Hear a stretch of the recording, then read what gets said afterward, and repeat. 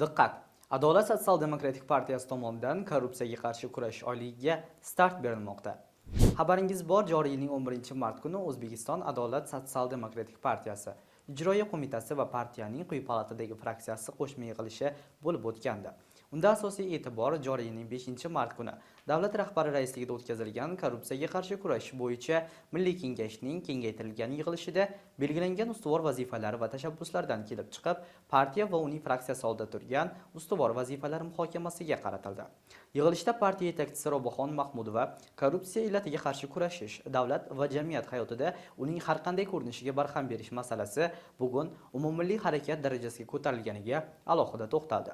Bu borada davlat rahbarining ma'ruzasida belgilangan aniq vazifalar partiya va uning parlamentdagi fraksiyasi uchun dasturul amal bo'lib xizmat qilishi kerakligini ta'kidladi. Shu munosabat bilan partiya tomonidan joriy yilning aprel oyi korrupsiyaga qarshi kurash oyligi deb e'lon qilindi. Mazkur oylik doirasida partiya tashabbusi bilan qonun ijodkorligida korrupsiya bilan bog'liq jinoyatlar uchun jazoni kuchaytirish, korrupsiyaga qarshi kurashda jamoatchilik ishtirokini kengaytirish, manfaatlar to'qnashuvining oldini olishga yo'naltirilgan quyidagi chora-tadbirlar amalga oshirilishi ko'zda tutilmoqda. Birinchi, O'zbekiston Adolat sotsial-demokratik partiyasi markaziy apparati mas'ul xodimlari, Oliy Majlis Qonunchilik palatasidagi partiya fraksiyasi a'zolari, hududiy va mahalliy partiya tashkilotlari xodimlari, xalq deputatlari hududiy va mahalliy kengashlardagi partiya deputatlik guruhlari ishtirokida korrupsiya va compliance nazorat mavzusida o'quv kurslari tashkil qilinadi.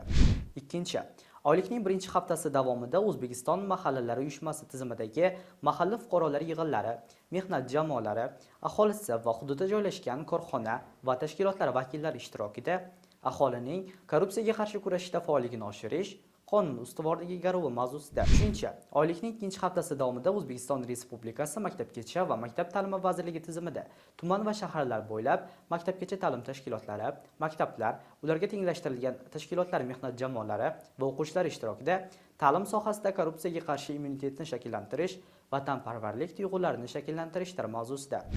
To'rtinchi, oylikning 3-haftasi davomida O'zbekiston Respublikasi Oliy ta'lim, fan va innovatsiyalar vazirligi tizimida oliy ta'lim muassasalari, texnikum, kollej va akademik litseylar, mehnat jamoalari, talaba o'quvchilar ishtirokida bo'lajak kadrlarni halollik vaksinasi bilan emlash davr talabi mavzusida.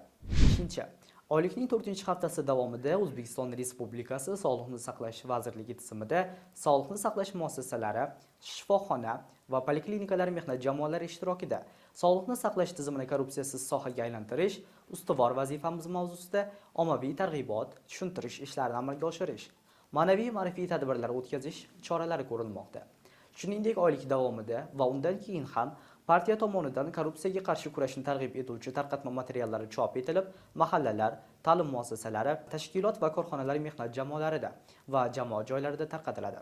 Ko'rgazmali vositalardan, audio-video materiallaridan keng foydalaniladi. Aziz hamyurtlar, partiyamizning korrupsiyaga qarshi kurash oyligida siz ham faol ishtirok eting.